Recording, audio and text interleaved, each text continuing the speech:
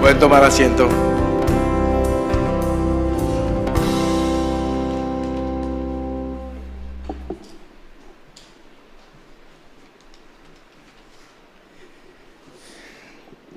Yo me alegré con los que decían: a la casa de Jehová iremos. Qué bueno es estar en este lugar juntos, celebrando, adorando a nuestro Dios. Quiero que vayan en sus Biblias, por favor, a Efesios capítulo 4 y vamos a leer los versos del 1 al 16. Resulta que el verso 16 es en el que el pastor Leonardo Company, que nos visita hoy desde Argentina, estará considerando. Lo conocí hace unos añitos, yo sé que lo dije el miércoles.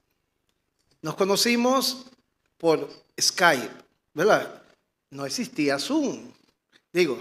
Zoom no era tan popular como lo es a partir de la pandemia, ya ustedes saben.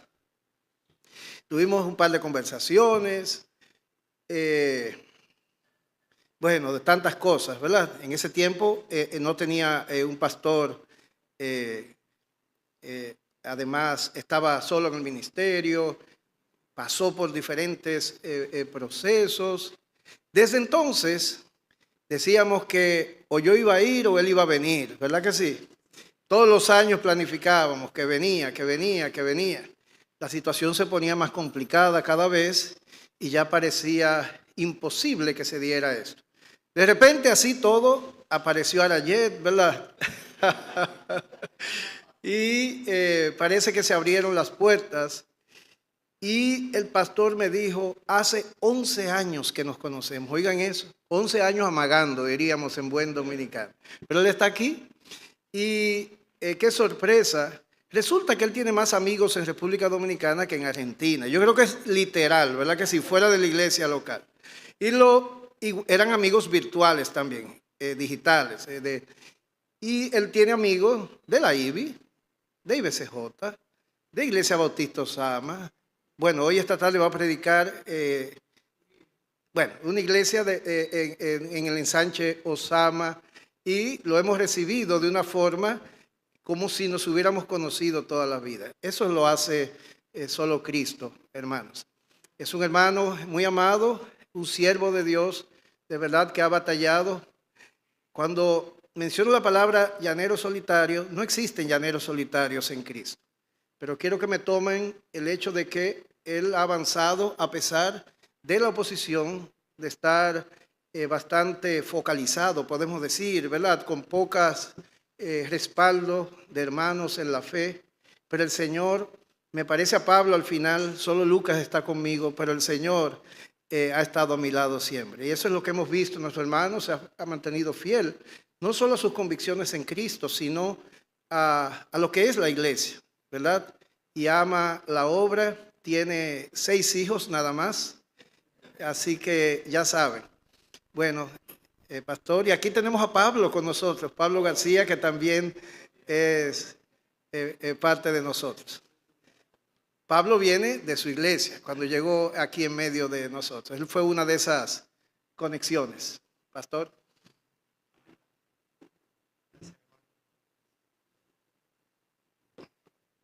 Buen día a todos. Gracias. Lo primero que quiero decir es que nunca pensé que iba a descender de alta gracia traído por un ángel, pero literalmente así pasó, ¿no? Y alta gracia y me trajo ángel amablemente. Hoy pudimos estar por allí y ha sido un tiempo muy lindo, una bendición, y agradezco que me permitan compartir, participar realmente. Para mí es un gozo conocerles cara a cara. Hoy veía ya en Altagracia a 2 hermanos y digo, nosotros estábamos orando por ustedes y hoy poder verlos es una bendición. Y también oramos por ustedes, los recordamos en cada una de nuestras reuniones, y poder verles cara a cara. Seguramente me voy a equivocar de sus nombres, voy a confundir sus hijos, voy a pensar que son hijos de otro. Ya sé que me dijo su nombre, vuelva a decírmelo, por favor, hasta que en un momento me los acuerdo, ¿sí? Espero que llegue y estoy realmente muy gozoso. Me han recibido de una forma hermosa, cada uno de mis hermanos. Así que, bueno, tengo problemas con la emoción, así que espero no emocionarme mucho. Y estoy muy agradecido a Dios de poder estar aquí en este tiempo. Pastor, ¿cuánto? No me creen cuando en nuestra iglesia yo digo, bueno, hermanos, quiero compartir algo breve. Entonces todos se acomodan en sus lugares y bueno, así viene. Antes de empezar, para los que no saben, nosotros somos una iglesia pequeña, de la gracia de Dios, en una ciudad llamada Ciudadela. Y estamos ahí por la gracia de Dios y para mí no es redundante, es necesario, siempre es por pura gracia. Yo llegué ahí en el año 2009, no para ser pastor de la iglesia, sino para congregarme. Y por distintas razones, la iglesia se quedó sin pastor y hace ya en noviembre, si el Señor lo permite, van a ser 15 años que estamos ahí. Está también el pastor Cristian, él llegó en el año 2011, conoció al Señor, fue creciendo en la gracia del conocimiento, fue examinado durante 3 años por la iglesia y luego también me ayudó en eso el pastor Héctor, porque le dije, mira, no tengo nadie acá que le pueda hacer preguntas que no le voy a hacer yo, así que podés hacer una videollamada con él y con otro hombre que estábamos considerando y hablar con él y preguntarle lo que quieras y después me decís y bueno, me ayudó en eso también, a la distancia. Y hoy Cristian me acompaña ya desde el 2019 como pastor en la iglesia y siempre estamos compartiendo la tarea, nos turnamos, nosotros en la mañana normalmente tenemos 2 enseñanzas y enseño yo, enseña él, enseño yo y así vamos. Así que Dios nos ha dado esa gracia de poder compartir como iglesia, pasar tiempo juntos, edificarnos mutuamente y eso nos ha sido de mucha ayuda, no es algo que planeamos, pero es algo que en la medida que vamos avanzando y creciendo, se van viendo las necesidades, se va viendo cómo poder mejorar la relación en la iglesia, ¿verdad? Cómo poder proveer el ámbito, el espacio, para que los hermanos puedan ejercitar la gracia que Dios les ha dado y así podamos ser edificados entre nosotros, ¿no? Que unos a otros nos edifiquemos con la gracia que Dios ha puesto en cada uno de nosotros. Y eso es lo que me gustaría compartirles hoy. En el libro de Efesios,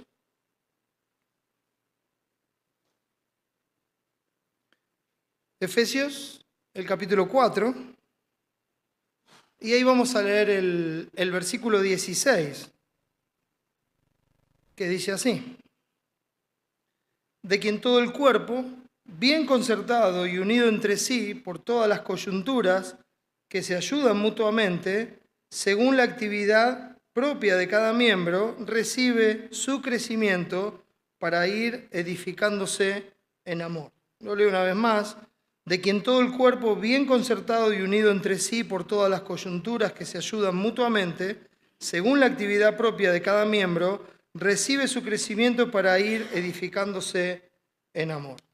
Vamos a rogarle al Señor que nos dé la gracia para poder ver en el pasaje un cuerpo activo. La iglesia es el cuerpo de Cristo y es un cuerpo activo. Vamos a orar. Nuestro Padre, Señor, muchas son tus misericordias. Tu gracia es maravillosa. Nos has salvado eternamente, nos has dado este camino para llegar a tu trono, para que podamos encontrar la gracia y la misericordia para el oportuno socorro.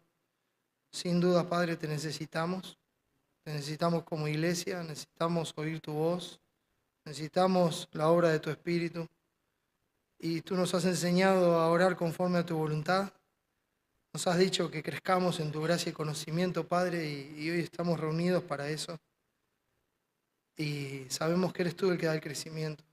Por eso te rogamos, Padre, que nos ayudes en este tiempo a verte, a conocerte mejor, Señor, a ver nuestro pecado, a ver nuestra negligencia y que nos dé la gracia y la fuerza, Señor, para mortificar nuestro pecado y mostrar el carácter de Cristo.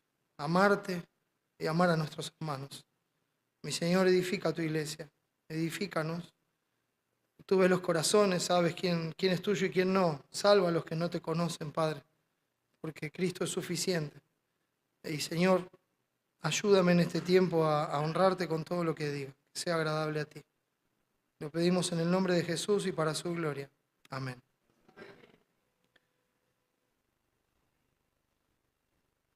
Si ustedes han leído el libro de Efesios, me es muy difícil tomar este texto y no decir de dónde viene este texto, ¿no? No es algo antojadizo que está acá y que podemos separar. Hay un contexto que es muy importante. Pablo había estado en Éfeso, él salió, dejó a Timoteo, uno conoce las epístolas a Timoteo, él estaba ahí en Éfeso como un evangelista y él recibía instrucciones, pero Pablo había pasado tiempo en Éfeso y después vamos a ver, porque él estaba ahí en el capítulo 20 de Hechos, usted encuentra a Pablo que ya pasa ahí por la isla, pasa por Éfeso y entonces se reúne con los ancianos, se despide, todos llorando porque ya no volverían a ver su rostro. Y él les escribe, les habla a ellos y hace algo que a todos nosotros nos es necesario. Cuando él empieza la epístola, lo primero que hace es recordar la obra de nuestro buen Dios y Señor. Él recuerda la obra del Padre. Él nos recuerda cuál es nuestra condición en Cristo. Él nos recuerda el amor eterno de Dios. Como dice Jeremías, con amor eterno te he amado, por tanto te prolongué mi misericordia. Esa misericordia que Él nos extendió desde antes de la fundación del mundo en Cristo, cuando el Cordero fue inmolado por su pueblo. Y lo recuerda, y creo que ustedes van a conocer estos textos. El versículo 3 dice, bendito sea el Dios y Padre de nuestro Señor Jesucristo, allí en el capítulo 1, que nos bendijo con toda bendición espiritual en los lugares celestiales en Cristo. Mis hermanos, no tenemos que añadir, no podemos quitar nada. Todo lo que nos ha sido dado en Cristo como una bendición eterna que no nos puede ser quitada, que nunca nos va a faltar y que nunca nos va a fallar. ¿Por qué? Porque Dios hizo esto, como dice el versículo 4, según nos escogió en Él antes de la fundación del mundo. Antes de la fundación del mundo, el Cordero se inmoló, o sea, fue sacrificado con un propósito específico para pagar nuestros pecados, para quitar el pecado de en medio y reconciliarnos con Dios, como lo hizo después cuando vino el cumplimiento del tiempo y Dios envió a su Hijo nacido de mujer y nacido bajo la ley para que redimiese a los que estábamos bajo la condenación de la ley, y así lo hizo en la cruz del Calvario al morir por su pueblo y quitar el pecado de en medio, pagar el precio de nuestra maldad, recibir el castigo de nuestra paz, morir bajo la ira de Dios, ser sepultado para dejar atrás nuestra vida de pecado y levantarse victorioso al tercer día, resucitando y dándole vida a todos los que creen en Él, porque Él fue entregado por nuestras transgresiones, pero resucitado para nuestra justificación. No hay nadie como nuestro Señor Jesucristo. Y esa es la bendición eterna que nosotros disfrutamos, que nadie puede tocar. El Señor Jesús dijo, están en mis manos, en la mano de mi Padre, el Padre y yo, uno somos, y de aquí nadie los puede arrebatar. Cantábamos recién, parafraseando Romanos 8, ninguna cosa creada nos podrá separar del amor de Dios, que es en Cristo Jesús, Señor nuestro. Amén. ¿Necesita algo más? Usted es libre. Tiene todo. Es coheredero con Cristo. Usted ya está sentado en los lugares celestiales juntamente con Cristo. Es un miembro de la familia de Dios. Es un ciudadano celestial. Su nacionalidad no está aquí en Dominicana, no está en Argentina. Nosotros somos del cielo, de donde también esperamos a nuestro Salvador. Por eso, a pesar de que somos tan distintos, podemos estar juntos, porque tenemos algo que nos une y que no nos va a separar jamás, que es nuestro Señor Jesucristo, es el Espíritu Santo, es el amor de Dios, que es el ligamento de todo este cuerpo. ¿Qué más necesita? Él nos hizo aceptos en el amado. Y si uno avanza al capítulo 2, encuentra la obra que el Padre hizo por medio del Hijo. En el final del capítulo 1, puede ver a Jesús en el lugar que Él está. Miren. Nosotros decimos que Cristo venga pronto y que reine. Yo quiero decirle que Cristo está reinando. Que Él ascendió, luego de resucitar y de manifestarse a sus discípulos, y ascendió a la diestra de la majestad en las alturas, y se sentó en el trono que le corresponde por derecho propio, para gobernar y dirigir todas las cosas, todo lo que pasa, todo lo que sucede, para el bien de su pueblo. Para que nosotros sepamos que todas las cosas nos ayudan a bien, porque son conforme al propósito para el cual hemos sido llamados, que es que seamos conformados a la imagen de Cristo. Usted y yo estamos acá para ser como Cristo. Estamos acá y cada día que pasa está diseñado por Dios para que cada vez nos parezcamos más a nuestro Señor y Salvador, para que cada vez más su carácter se manifieste en nosotros, para que demos fruto para su gloria. Cuando estamos unidos a Él, que es la vid verdadera, y su savia recorre las ramas dan fruto cuando Cristo se ve en nosotros. Todos conocemos de memoria Gálatas 5 cuando hablamos del fruto del Espíritu Santo. El fruto del Espíritu es amor, ciencia, benignidad, bondad, fe, mansedumbre, templanza. Y dice después, contra tales cosas no hay ley, disfrútelas, póngalas por obra todo el tiempo. Hágalo todo el tiempo, vívalo, no hay ley, nada le prohíbe ser amoroso, ser gozoso, estar en paz, amar a los enemigos, tener gozo en medio de las dificultades, tener paz cuando el mundo está en llamas. Nadie se lo impide, puede disfrutarlo porque usted ya es un hijo de Dios. Está guardado por su Padre. ¿Qué le puede pasar acá? Jesús dijo, miren, yo les voy a enseñar a quién deben temer. No teman al hombre que puede matar el cuerpo. Temed a aquel que después de haber quitado la vida tiene poder de echar en el infierno. Sí, os digo, a este temed. Hermanos, el Dios Todopoderoso es nuestro Dios, es nuestro Padre. Es el que nos guarda, pero también es nuestro Rey. Termina diciendo el capítulo 1, dice el versículo 20, la cual operó en Cristo, resucitándole de los muertos y sentándole a su diestra en los lugares celestiales. O sea, no es que Él se va a sentar a la diestra, no es que Él va a reinar, Él está reinando. Él está reinando sobre este reino espiritual. ¿Y cómo está sentado Él? Sobre todo principado y autoridad y poder y señorío y sobre todo nombre que se nombra, no solamente en este siglo, o sea, en este tiempo presente que va a culminar con la venida de Cristo, sino también en el siglo venidero, o sea, la eternidad. Él es rey sobre todas las cosas. Y además de ser rey sobre todas las cosas, dice, y sometió todas las cosas bajo sus pies. Esto es precioso. Y lo dio por cabeza sobre todas las cosas a la iglesia, la cual es su cuerpo, la plenitud de aquel que todo lo llena en todo. Todo lo que Él es, se lo dio a su iglesia. Él es la cabeza. Miren, este cuerpo, el único que piensa es Él. El único que toma decisiones, el único que dice cómo se hacen las cosas, es Él. Es su cuerpo, es su iglesia. Por eso Pablo le enseña a los hermanos en Corinto, nosotros tenemos la mente de Cristo. El hombre natural no percibe las cosas que son del Espíritu, pues para él son locura y no las puede entender, porque se han de discernir espiritualmente, pero el espiritual juzga todas las cosas. Nosotros tenemos la mente de Cristo, tenemos la palabra de Dios, tenemos el Espíritu Santo, podemos ser entendidos en su voluntad y aprovechar los días que son malos, como va a decir en el capítulo 5. Conociendo su voluntad, comprobando lo que le es agradable y haciéndolo para su gloria. Y nosotros como cuerpo, fíjense que Él sometió todas las cosas bajo sus pies. O sea que está la cabeza, venimos todos nosotros en el cuerpo y abajo están todas las cosas. Nosotros reinamos con Él, mis hermanos. No se olvide de eso. Él hizo un pueblo de reyes y sacerdotes. Tenemos acceso a Él y reinamos con Él. Somos coherederos con Él. ¿Qué más necesita? Disfrútelo. Dice, ¿cómo llegué a esto? Bueno, Él los dio vida cuando estaban muertos en vuestros delitos y pecados. Versículo 1 del capítulo 2. Y avanza mostrando la condición del hombre, siguiendo la corriente de este mundo, siguiendo lo que diseñó Satanás en el sistema de este mundo, sometiéndose a esas cosas, satisfaciendo los deseos de la carne y de su concupiscencia. La concupiscencia, sé que suena difícil, pero la concupiscencia se define como un deseo ardiente. Este deseo ardiente es un deseo que uno tiene por algo que lo quema. O sea, usted desea algo, su carne desea algo, y usted lo desea, lo desea, lo desea, lo desea, sea lo que fuera.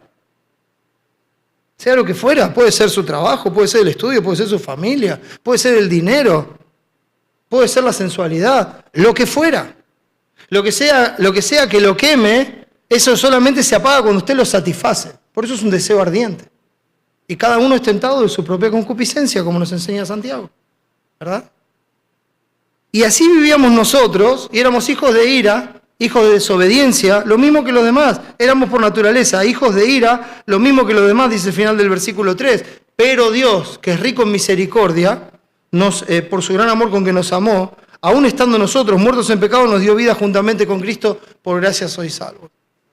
Por gracia fuimos salvos. Él nos rescató de la muerte espiritual. A veces uno piensa en la muerte y dice, no, pero yo estaba vivo, yo estaba... Claro, pero la palabra muerte significa separación. La muerte espiritual es que nosotros, el día que comimos del fruto, ciertamente morimos. Y así como la muerte entró en el mundo por un hombre, así la muerte pasó a todos los hombres, el pecado entró en el mundo por un hombre, y con el pecado de la muerte, así la muerte pasó a todos los hombres por cuanto todos pecaron y quedamos separados de Dios. Porque Dios es santo, santo, santo, y no tiene comunión con alguien que está en pecado. El pecado es una barrera que no permite unirse a Dios.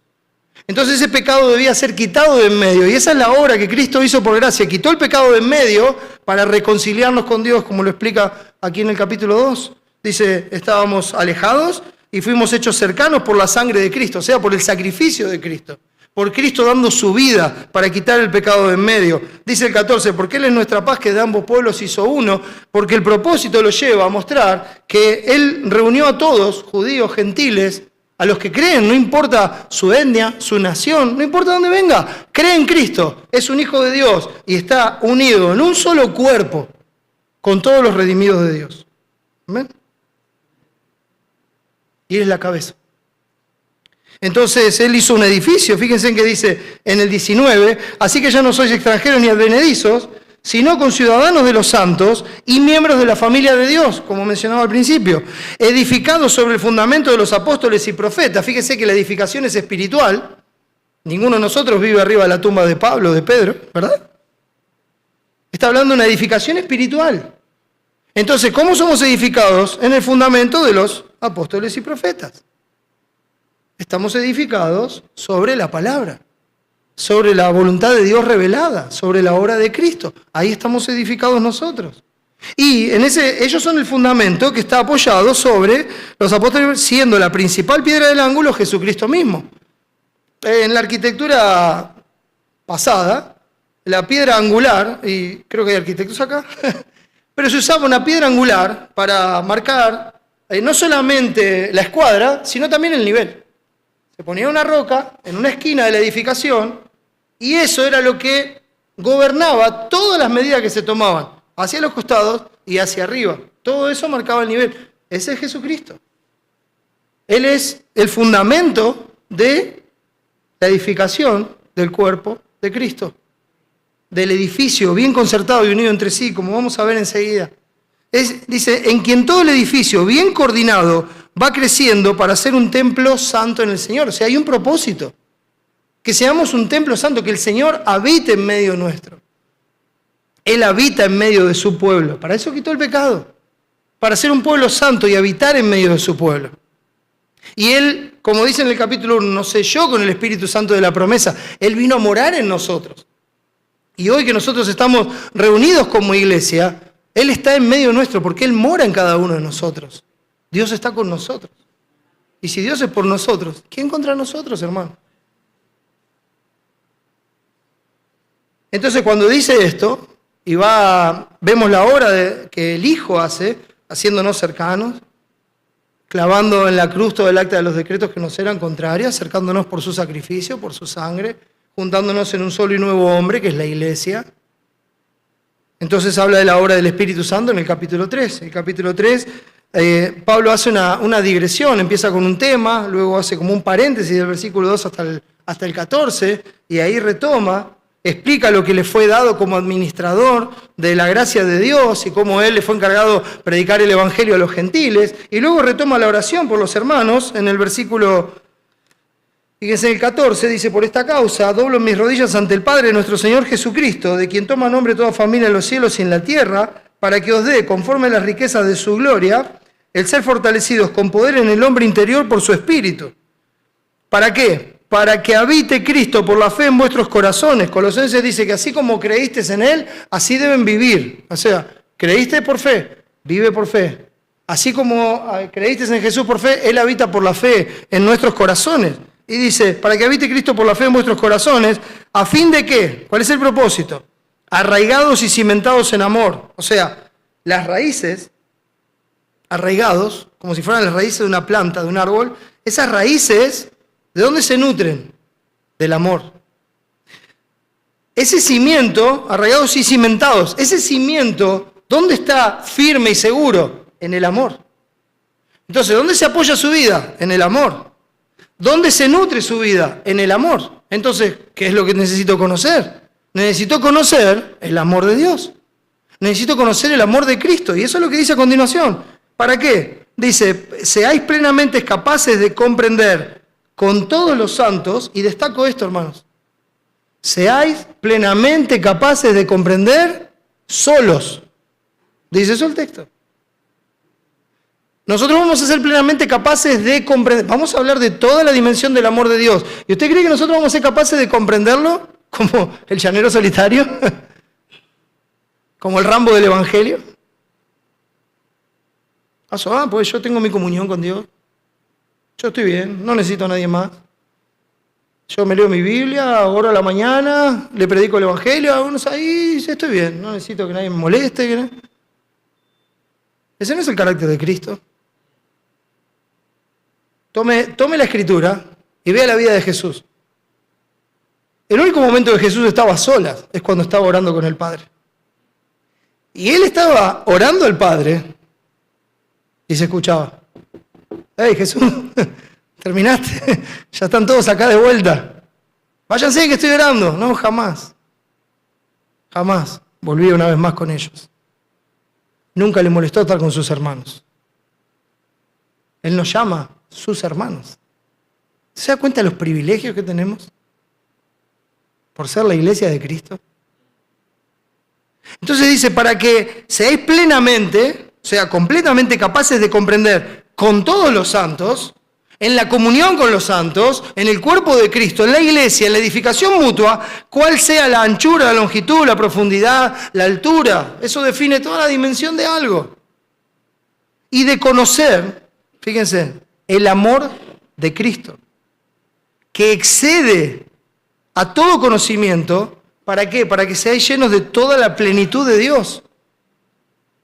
Colosenses, Pablo nos enseña que Cristo es la plenitud de Dios.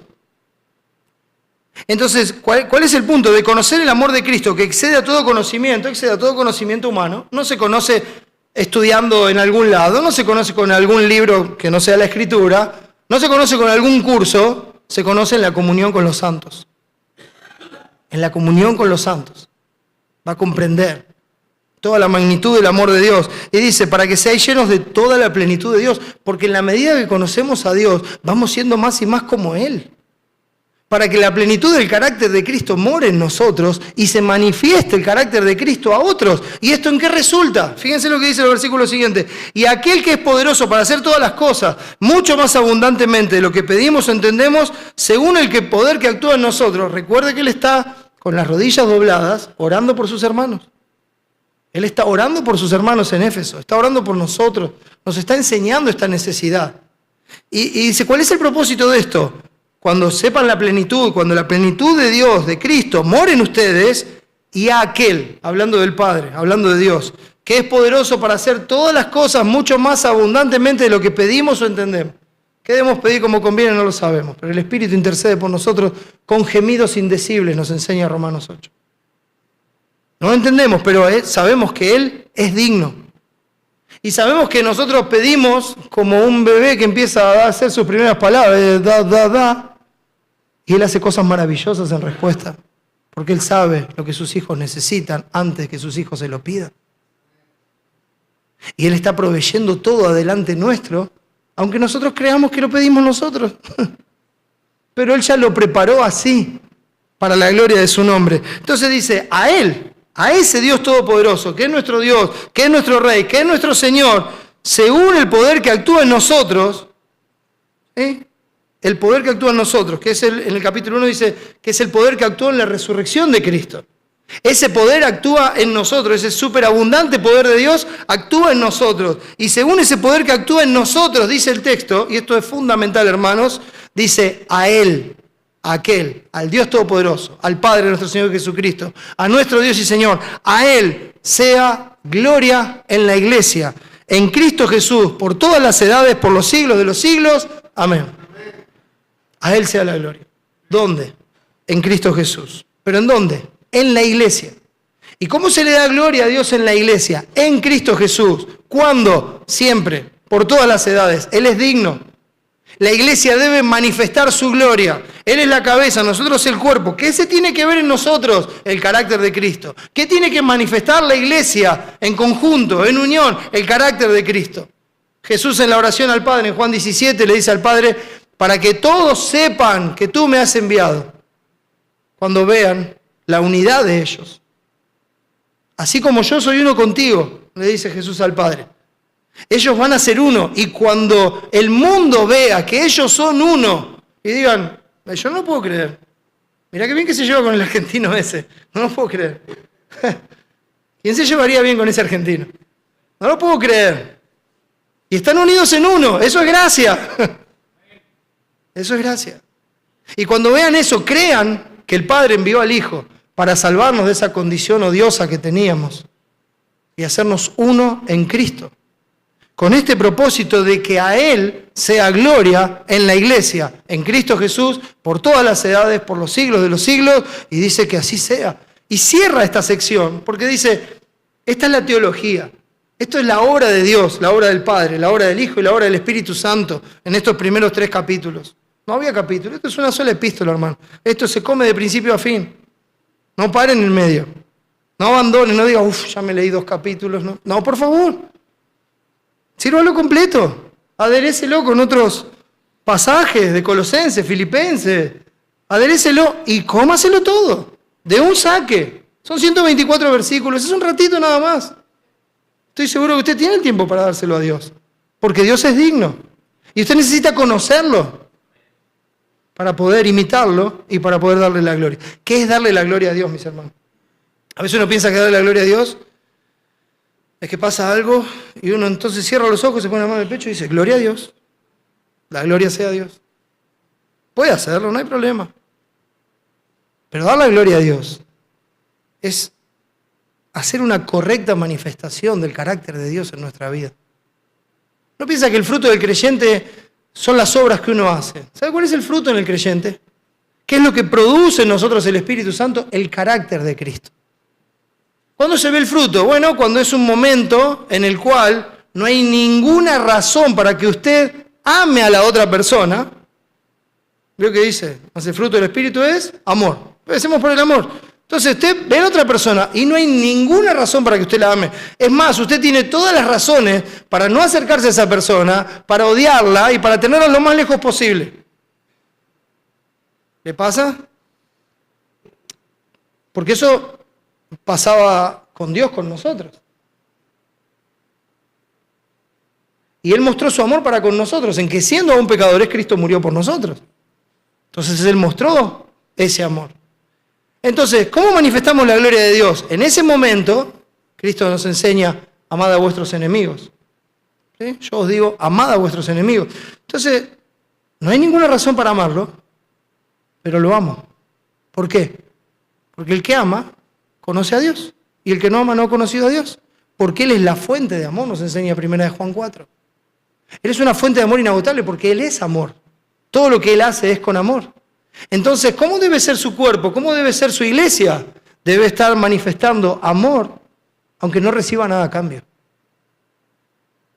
Porque es una fuente natural y eterna de amor. Y así es una fuente natural y eterna de gozo.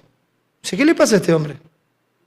No tiene para comer, no tiene trabajo, busca y no encuentra, su esposa lo dejó, tiene problemas con esto, con otro, y lo ve siempre con una sonrisa y animando a los demás. ¿Qué le pasó a ese hombre? El gozo de que nuestros nombres están escritos en los cielos es mayor que cualquier gozo. Te tiene todo. ¿Qué más necesita? Entonces así mostramos la gloria de Dios, el carácter de Dios. Porque si nosotros decimos que creemos en Dios y después hacemos cosas que no son dignas de Dios, entonces lo que estamos diciendo es que nuestro Dios es así. Y distorsionamos la imagen de Dios. Entonces, ¿qué tenemos hasta aquí? tenemos que estar unidos para conocer la plenitud del amor de Dios, para que esa plenitud nos llene y para que esa plenitud se manifieste en nuestra vida, unidos como iglesia, como un cuerpo. Mire, si usted tiene una cabeza por ese rincón, una pierna por allá, el torso afuera, la otra pierna en otra ciudad, la mano en Argentina, usted lo que tiene es un muerto descuartizado, no tiene un cuerpo. ¿Es claro, verdad? ¿El cuerpo está unido o está muerto? La iglesia debe estar unida y mostrar la vida de Cristo. Usted no puede no saber quién es su hermano. No puede. Porque necesita a su hermano para conocer la plenitud del amor de Dios y que ese amor more en usted. El cuerpo debe estar unido, debe estar vivo, debe ser funcional. Si usted de repente tiene una mano que ya no le funciona y usted va caminando así por la vida y le dice, ¿qué te pasó? Esta mano no es más del cuerpo. No, ya no quiere hablar conmigo, no me hace caso. Pero anda al médico. No, ¿para qué? No hace falta, estamos bien así. No está bien. No está bien. Tiene que funcionar, está vivo. La vida de Cristo corre por nosotros. No podemos dejar a ninguno desamparado. Entonces Pablo da la teología, muestra la obra de Dios, muestra cuál es el propósito de la obra de Dios y por qué estamos acá, que es darle la gloria a Dios. Mire, la institución de la iglesia aquí en la tierra, no es lo que quiero compartir hoy, pero es necesario que lo diga. Tiene 3 pilares fundamentales en la Escritura. Y no son primero, segundo y tercero, sino que son 3 que son igual de importantes y que actúan siempre entre ellos. El primero es que la iglesia está instituida por Dios para manifestar su gloria. El segundo, como vamos a ver en nuestro pasaje, es que la iglesia está instituida por Dios para la edificación de los santos. Y el tercero es que la iglesia está instituida por Dios para la predicación del Evangelio. Ahora, usted no puede darle la gloria a Dios sin edificar a sus hermanos y sin predicar el Evangelio. Y no puede predicar el Evangelio sin edificar a sus hermanos y sin darle la gloria a Dios. O sea, son 3 cosas que nos enseña la Escritura que son interdependientes continuamente. Trabajan juntas. Cuando yo estoy edificando a mi hermano, le estoy dando la gloria a Dios y estoy anunciando el Evangelio. Porque solamente puedo edificar a mi hermano con el Evangelio. Y así, usted vaya cambiándolo de lugar, como sea, pero va a ver que siempre están juntas. Y son 3 pilares fundamentales que no pueden faltar en la iglesia de Cristo. Entonces, una vez que le da la teología, le dice, bueno, miren, esto hay que ponerlo en práctica. Entonces, fíjense, qué ánimo. Yo pues preso en el Señor, estaba preso Pablo, hablando de gozo en las situaciones difíciles. ¿Sabe? Él tenía pantallas en la cárcel en Filipo, y los músicos, y entonces a la noche con Silas cantaba himnos. Cantando al Señor, con salmos, himnos y cánticos espirituales, ¿dónde dice? En el corazón. Nuestra vida es una vida de alabanza, hermano. Me gozo que podamos cantar acá todos juntos, en otras condiciones. ¿Pero podría cantar ahí? ¿Podría estar gozoso igual ahí? Bueno, él está preso en el Señor y está pensando en sus hermanos. Está de rodillas orando por sus hermanos. Y está enseñándole a sus hermanos porque el anhelo que tiene es ver a Cristo en sus hermanos y que Dios sea glorificado. Entonces dice, yo pues preso en el Señor, os ruego que andéis como es digno de la vocación con que fuisteis llamados.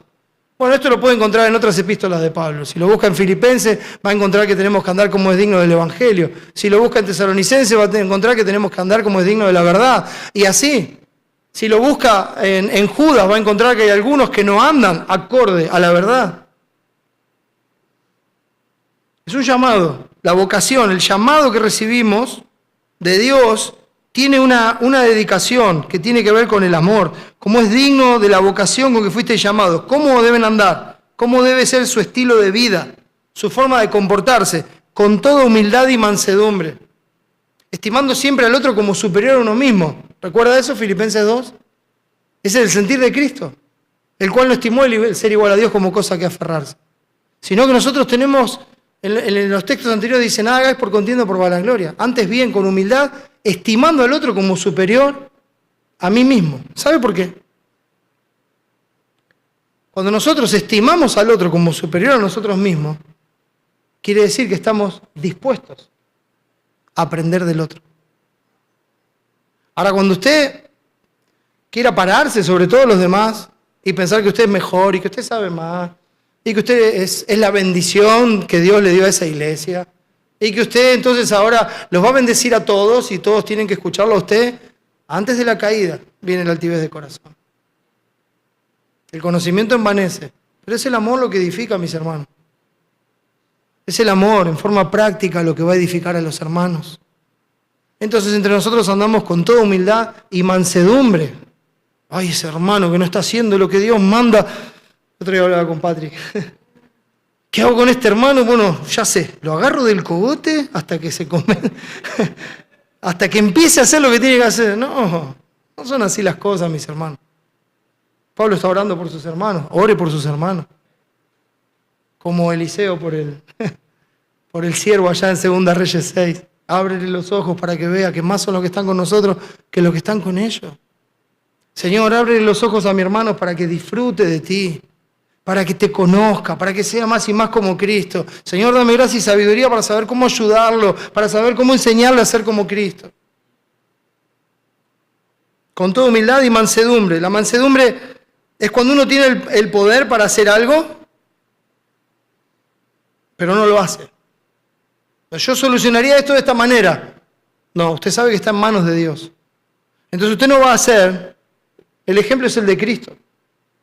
Cuando vienen a buscarlo al huerto, usted tiene a Pedro sacando la espada. Y Jesús le dice, Pedro, ¿no podría yo ahora clamar al Padre que me envíe 12 legiones de ángeles y terminar con todo esto? Pero entonces, ¿cómo se cumplirían las Escrituras? Eso es mansedumbre. Él podría haber hecho otra cosa. Él estaba en la cruz y todos se burlaban de él y le decían cosas. Ahora, esto es maravilloso, hermanos. Está colgado en la cruz. Y él, en ese momento, le está dando vida a los que se burlan de él, a los que lo insultan. Eso es gracia. Eso es mansedumbre. Podría, colgado en la cruz, sin mover una pestaña, haberles quitado la vida y terminar en ese momento. Sin embargo, nos enseña que nosotros no estamos para eso, que hay un solo juez y que Dios determinó un día en el cual juzgará con justicia a todos los hombres. Y mientras tanto, seguimos predicando el Evangelio y dándole la gloria a Dios para que vengan arrepentidos a Cristo y que Dios los salve. ¿Acaso no se convirtió el centurión después? ¿Acaso no hay otros que se convirtieron cuando vieron lo que pasó? No tomamos las cosas en nuestras manos. Entonces, ¿qué hacemos? Soportándonos con paciencia los unos a los otros en amor. Mire, soportar en amor no es decir, oye, aquel hermano. No hay nada de amor ahí, Sobrellevar los unos las cargas de los otros. Cuidarnos. Sabemos que el hermano tiene esta dificultad, la otra. Busquemos la forma de ayudarlo. Busquemos la forma de mostrarle a Cristo. Paguemos con bien el mal. Amemos al otro. Así nos enseñó el Señor. Pablo nos enseña por él en Romanos 12. En cuanto dependa de vosotros, estad en paz con todos los hombres. No paguéis a nadie mal por mal. Mía es la venganza, dice el Señor. ¿Cómo se vence el mal? ¿Conocen la canción? ¿No la conocen? ¿Es de niños? Ok, no la voy a cantar. Ustedes no quieren que yo cante. El mal se vence con el bien. Haciendo bien. Haciendo esto, ascua de fuego montanará sobre su cabeza. Soportándonos con paciencia los unos a los otros en amor. Los unos a los otros. Mutuamente. Hoy yo lo soporto a usted, mañana usted me soporta a mí, y pasado me soporta a mí, y después me vuelve a soportar a mí, y así. Pero es con amor. Y como es el amor de Dios, no el nuestro, es un amor infinito. O sea, no es un amor que se cansa. Es un amor que sigue soportando. Porque sabe que en el hermano hay una necesidad de crecer y ser más como Cristo. Entonces, no tiene apuro. Dice, mi hermano va a crecer, va a conocer a Cristo, va a tener el carácter de Cristo y va a ser distinto. Y mientras tanto, yo le voy a mostrar el carácter de Cristo. Soportando los unos a los otros en amor, solícitos en guardar la unidad del Espíritu. unidos. Y tiene que estar esa disposición de mantener la unión de la iglesia. Cada uno de nosotros tiene que tener la disposición continua, con todo su ser y con toda su fuerza, de mantener unida a la iglesia. Tiene que estar bien solícito en guardar la unidad que Dios nos ha dado por el Espíritu. El Hijo de Dios es un pacificador. Es alguien que cuando llega termina el conflicto. No lo encrudece. ¿Se usa esa palabra? Lo termina. Con amor, con paciencia, con mansedumbre. Termina el conflicto. Anima a los demás a darle la gloria a Dios. Entonces sigue diciendo lo que nos une, ¿no? El vínculo de la paz, un cuerpo, un espíritu, como fuiste también llamados en una misma esperanza de vuestra vocación, un Señor, una fe, un bautismo, una fe, un cuerpo de doctrina. Creemos lo mismo. Creemos una sola cosa. No creemos 3, 4 cosas diferentes. Y dice Pablo en Filipenses, bueno, si en lo que están unidos, bueno, sigan adelante. Y después lo demás el Señor se los va a ir enseñando, se los va a ir revelando. Pero van a seguir creciendo. Usted no pretenda que aquel que se convirtió ayer sepa lo que sabe usted, que hace 20 años que camina con el Señor. ¿Para qué está usted ahí? Para ayudarlo a Él por los próximos 20 años. Y Él va a ayudar al próximo. Lo vamos a ver enseguida. Entonces dice, un Señor, una fe, un bautismo, una identificación con el Señor, un Dios y Padre de todos, el cual es sobre todos y por todos y en todos. Pero, dice, a cada uno de nosotros, entonces, mire la distinción, el pero, el contraste. ¿Qué viene hasta acá? Todos unidos, todos iguales, unidos, guardar la unidad, estamos igual en esto y en esto. Pero a cada uno de nosotros fue dada la gracia conforme a la medida del don de Cristo. Él es la manifestación de la gracia de Dios. ¿Amén? Tito 2:11. Él es la manifestación de la gracia de Dios. Y Él repartió esa gracia en su cuerpo según la función que le quiso dar a cada uno. Y en esa diversidad de la gracia de Dios, en esa multiforme gracia de Dios, que el capítulo 3, versículo 10 dice que así se ve la multiforme gracia de Dios. Los principados, los potestades, los ángeles están aprendiendo del carácter de Dios a través de la vida de la iglesia. Entonces, en esa variedad, Él repartió como quiso. Nadie tenga más alto concepto de sí que el que deba tener. Si no, piense de sí con cordura, dice Romanos 12:3.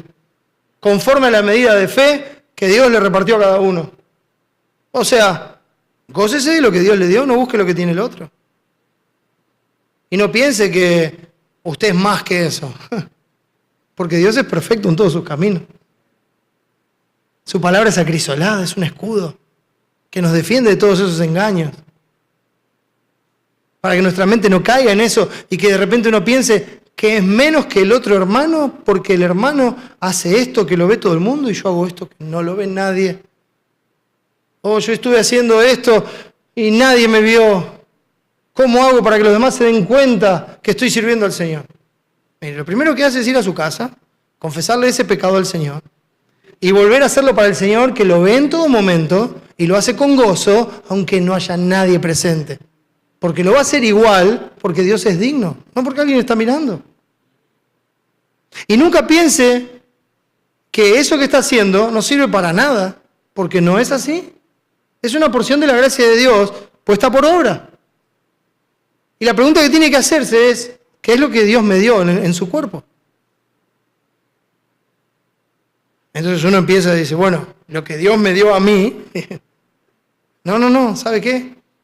Lo que Dios le dio a usted, a mí, es algo que va a vivirse naturalmente, se va a manifestar solo y el resto de la iglesia lo va a ver. Porque como conviven juntos y se conocen y saben cómo es cada uno, ve lo que Dios le dio al otro. Y sabe que no es natural en esa persona. Sabe, porque cuando se ve el carácter de Cristo, es solo la gracia de Dios, mis hermanos. Entonces, y en esa diversidad, en esa gracia que se repartió, nos mantenemos unidos, pero cada uno cumpliendo su función.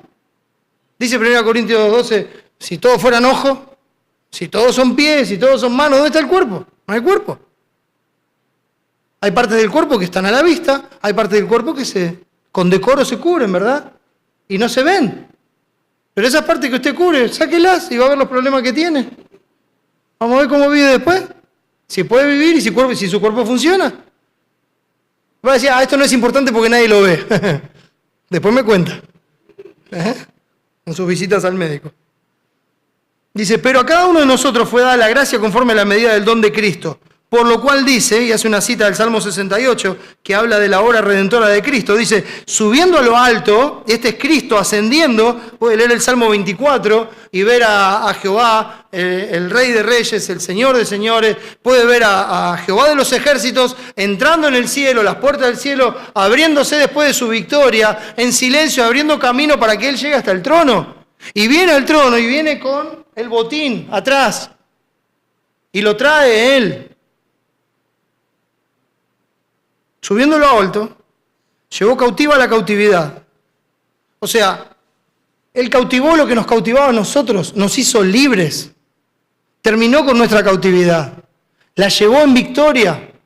Y cuando nos lleva en esa victoria, porque viene a reclamar lo que es suyo, porque nosotros le pertenecemos, porque Él nos compró antes de la fundación del mundo, y cuando Él viene a reclamar lo que es suyo, lleva lo que es suyo a la gloria, a los lugares celestiales juntamente con Él, y cuando llega ahí, Él los reparte a esos que Él salvó como dones para su iglesia, y déjeme agregar que son dones para este mundo también. Aunque el mundo no lo vea así.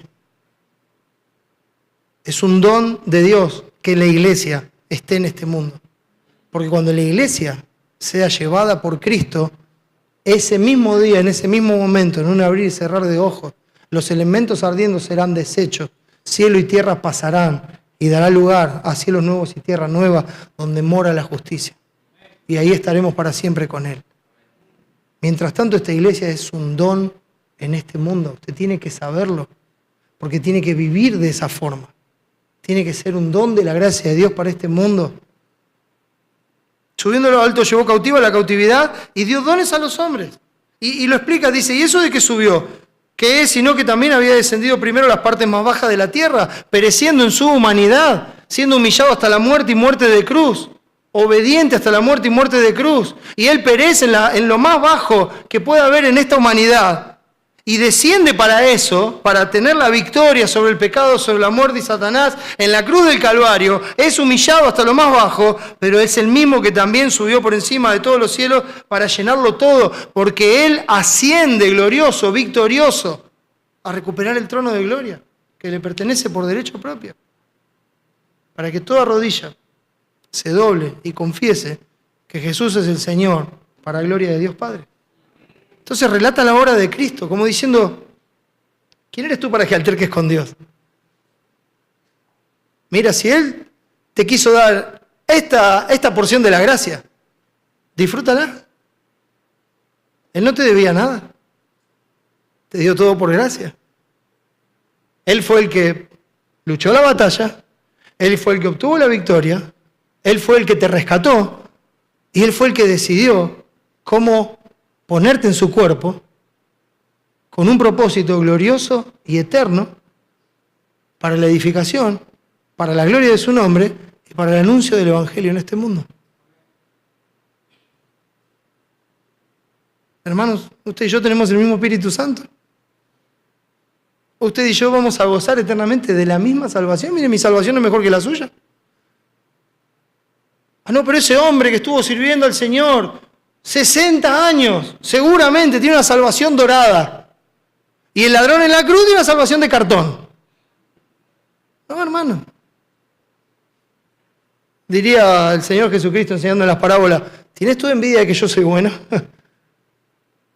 Le quiero dar al que llegó al final lo mismo que el que está trabajando todo el día. Se lo doy. Yo me merezco 3 vidas eternas. Bueno, quédesela. Disfrútela si las quiere. Pero nos dio toda la misma salvación, hermano. Somos uno en Cristo. No se olvide de eso. Eso lo va a mantener humilde. Si lo exalta, vuelvo atrás. Entonces, ¿cómo estamos? Perdón. El que descendió es el mismo que también subió por encima de todos los cielos para llenarlo todo. Dice, y Él mismo, el mismo Jesucristo, constituyó a unos apóstoles, a otros profetas, a otros evangelistas, a otros pastores y maestros. Y habla de 4 tipos de personas. Los apóstoles, cuyo requisito era que hubieran estado con Jesús antes y después de la resurrección. Ya los conocemos, no hay más apóstoles, pero fueron necesarios. Apóstoles y profetas, el fundamento de nuestra fe, son los que nos dejaron la Escritura, ¿verdad? Los que nos compartieron la palabra, los que nos trajeron la revelación de Dios.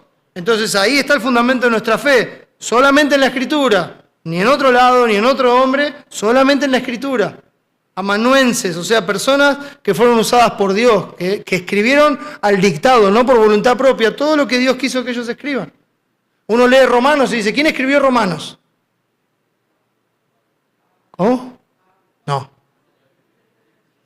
¿Quién escribió Romanos? No, tampoco. ¿Quién escribió Romanos? En Romanos, si usted mira el capítulo 16, dice, yo Tercio, que escribí la epístola. Ah, pero todos dicen que es de Pablo, ¿verdad? ¿Quién escribió Jeremías? Y así podemos seguir, hermano. Pero el punto era Baruch. Ahora, el punto, hermanos, es que nosotros no importamos. Nosotros se lo vamos a atribuir a Pablo y decimos, Pablo escribió, claro, fue la gracia de Dios. Usó a Pablo como un instrumento para hacernos llegar su palabra. Y ese es el fundamento. Entonces él estableció apóstoles, profetas, evangelistas. Eso es algo que tenemos bien presente hoy todavía. Porque el evangelista es aquel que es reconocido por la iglesia como un predicador del evangelio, como alguien que puede enseñar bien la escritura y que puede ir a un lugar como Villa Altagracia y predicar el evangelio y que las almas se conviertan y enseñarles la doctrina, enseñarles cómo escoger de entre ellos a su próximo pastor y después seguir haciendo la obra en otros lugares a donde la iglesia que reconoció ese don de la gracia de Dios lo envíe. Así como funciona, así como lo estableció Dios. Entonces dice, Él constituyó a unos apóstoles, a otros profetas, a otros evangelistas, a otros pastores y maestros, que habla de la misma persona. El pastor es pastor y maestro. ¿Cuál es el propósito de esto? ¿Por qué Él paga con su vida en la cruz del Calvario, los rescata, los lleva a la gloria y los da como dones? ¿Por qué cuando da esos dones los constituye a cada uno en su lugar, con esa función específica? ¿Cuál es el propósito? Dice el versículo 12, a fin de perfeccionar, de madurar, de hacer crecer a los santos, ¿para qué? Para la obra del ministerio. Bueno, es interesante, esto es algo que conocemos como pensamiento circular, porque dice, ¿para qué es? A fin de perfeccionar a los santos para la obra del ministerio. Yo le pregunto, ¿cuál es la obra del ministerio? Entonces, ellos ayudan a los santos a crecer, los ayudan a madurar enseñándoles acerca de Cristo, y ellos crecen en la gracia y el conocimiento de Dios, ¿para qué? Para ayudar a los próximos a perfeccionarse en el conocimiento de Dios, a crecer, a madurar, ¿para qué? Para ayudar a los próximos, y así. Y al mismo tiempo ellos, mientras van haciendo esto, comparten el evangelio donde estén. Anuncian el evangelio y manifiestan el carácter de Cristo. Le dan la gloria a Dios en la iglesia. Entonces Dios Él los constituyó, Él los puso, con este fin, perfeccionar a los santos para la obra del ministerio, lo sigue afirmando, dice, para la edificación del cuerpo de Cristo. Por un momento quiero leer Hechos 20. Dice así Hechos 20, 32. Miren cómo se hace esto. Dice, y ahora, esto es lo que mencioné antes, Pablo despidiéndose de los ancianos en Éfeso, después de decirle que él sabe que de entre ellos se van a levantar lobos rapaces, ¿sí? Siempre es bueno alguien que le diga la verdad. Dice, y ahora, hermanos, os encomiendo a Dios y a la palabra de su gracia, que tiene poder para sobreedificaros y daros herencia con todos los santificados. ¿A qué los encomienda? A la palabra de su gracia, a la palabra. ¿Y qué pone para eso? Pone instrumentos de su gracia que nos expongan la palabra, que nos enseñen la palabra, no solamente desde la fría letra de la ley, sino que nos enseñen la palabra con su vida. Que vivan la palabra, que sean un ejemplo, para que nosotros podamos ver. Y hermanos, si usted no quiere ser como Caín, que dice, ¿qué acaso soy yo guarda de mi hermano? Ya tú sabes. Sí, usted guarda de su hermano. Usted es responsable por su hermano. Usted tiene que edificar a su hermano. Usted tiene que amar a su hermano. Usted tiene que estar unido a su hermano. Y lo tiene que vivir, porque es el carácter de Cristo. Y es para su gloria. O sea que es incansable, porque Dios es digno todos los días. En todo tiempo, en toda situación, no importa lo que pase. Él es digno. Y usted debe amarlo. Y yo debo amarlo. No se canse. Es para la edificación del cuerpo de Cristo. ¿Cómo? Instrumentos de gracia, la palabra. ¿Qué dice 2 Timoteo 3:16? Toda la escritura es inspirada. Usted sabe que esa palabra no existía, ¿no? Es una palabra que inventó el apóstol. Imagino que inspirado por Dios. Theoneustos. ¿Sí? Él unió dos palabras. Espíritu, aliento y Dios. Lo unió para decir el aliento de Dios. Es otra palabra diferente la de Pedro cuando habla de la inspiración. Significa mover. Son dos cosas diferentes. Pero dice, Dios mismo nos dio su palabra, porque la palabra fue inspirada verbalmente, nunca escrita, sino que siempre fue inspirada verbalmente. Entonces, toda la escritura es del aliento de Dios y útil, provechosa, ¿para qué? Para enseñar, para enseñarnos la verdad, para que esa verdad nos redarguya, o sea, nos convenza de pecado. O sea que redarguir significa convertir el argumento de uno en contra de sí mismo. Usted vive y dice, yo estoy bien, yo soy una buena persona, y la palabra nos muestra que no estamos bien, que no somos buena persona, que hemos pecado contra Dios, a pesar de que somos morales y tenemos una vida moral y buena, pero aún así no le estamos dando la gloria a nuestro Creador y estamos viviendo para nosotros mismos. Entonces la palabra nos convence, nos redarguye, nos convence de nuestro pecado, nos corrige, nos dice, este no es el camino, tenés que volver al camino, y nos instruye en justicia. O sea, nos enseña qué es lo que a Dios le agrada. Entonces nos instruye en justicia, dice, ¿a fin de qué? A fin de que el hombre de Dios sea perfecto, como acá. Enteramente preparado para toda buena obra. Capítulo 2, versículo 10 dice, porque somos hechura suya, creados en Cristo Jesús para buenas obras, las cuales Dios preparó de antemano para que anduviésemos en ellas.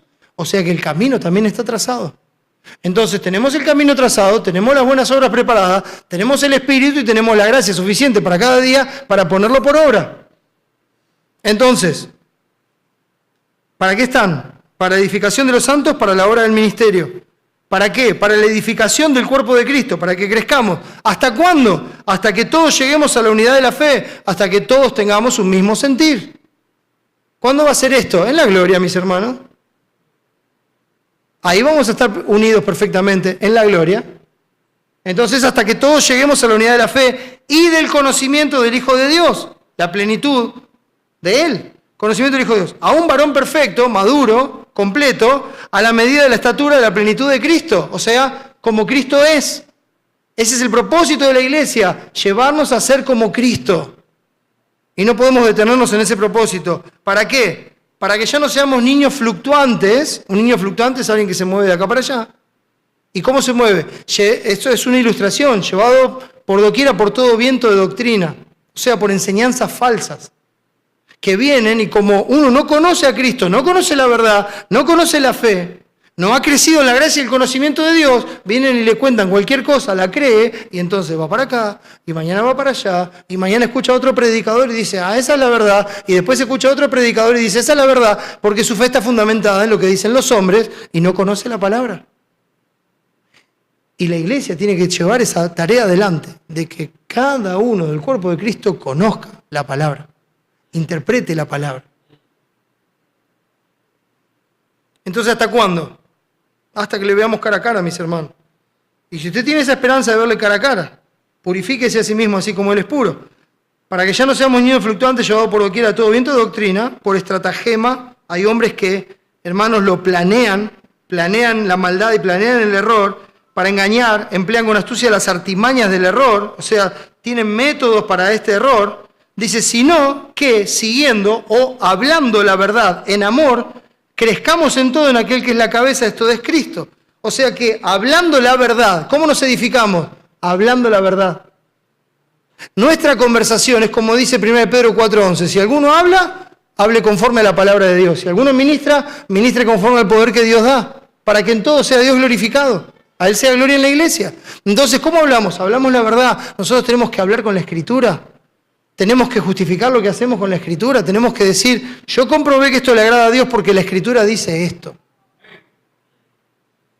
Entonces lo estoy haciendo con convicción porque esto muestra el carácter de Cristo, porque esto le da la gloria a Dios. Por eso lo estoy haciendo y lo voy a seguir haciendo. Siguiendo la verdad en amor, crezcamos en todo. Todas las áreas de nuestra vida deben ser absorbidas por el Evangelio. Todas las áreas de nuestra vida deben ser gobernadas por la verdad de Dios. Cada decisión, cada camino, como dice Proverbios 3, reconócelo en todos tus caminos y Él enderezará tus veredas. Están torcidas por naturaleza. Entonces, cuando lo reconocemos a Dios en todos los caminos, cuando buscamos lo que le agrada a Él en todos los caminos, nuestros caminos se enderezan a la verdad de Dios. Dice, sino que hablando la verdad, siguiendo la verdad, en amor, no en acusación o falsa exhortación. La exhortación no es acusar al otro con el dedo.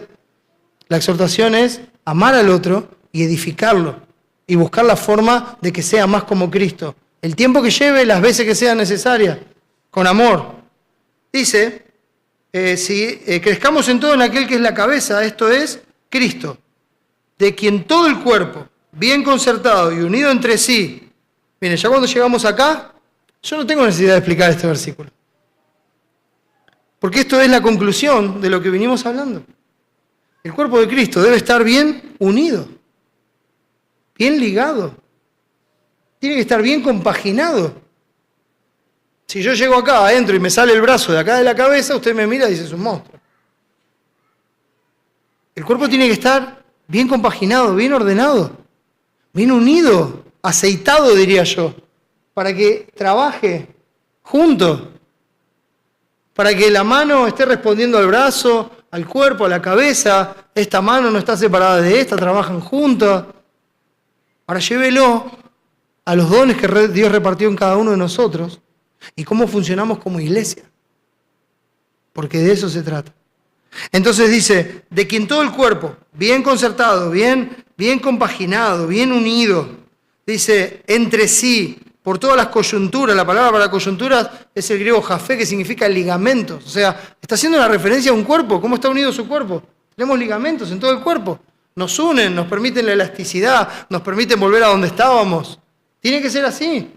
Dice, las coyunturas que se ayudan mutuamente, hay una ayuda mutua de estos ligamentos como en el cuerpo, y dice, según, acorde a la actividad propia de cada miembro. Otra vez, Él repartió los dones como Él quiso. Cada uno tiene su trabajo asignado por el Señor. Y cuando cada uno ejerce su trabajo, la palabra actividad es del griego energeia, es un trabajo efectivo, eficiente. Entonces, cuando uno hace su trabajo de la gracia de Dios, como tiene que ser en la porción del cuerpo que Dios le dio, su hermano es edificado. La iglesia es edificada. El cuerpo de Cristo es edificado. Y usted crece en la gracia y el conocimiento de Dios. Está todo diseñado por Dios. Él es la cabeza, solo hay que seguirlo. Solo hay que hablar la verdad, hay que conocerlo. Y Él es el que hace la obra, mis hermanos. Él es el que da el crecimiento, como dice Pablo en 1 Corintios 3. Según la actividad propia de cada miembro, ¿qué dice de cada miembro? Y de ese cuerpo, recibe su crecimiento, ¿para qué? ¿Para descansar? No, para ir edificándose en amor. Con todos los santos. Conocer el amor. Ver el amor de Dios en mi hermano. Ver el amor de Dios en las acciones de mi hermano.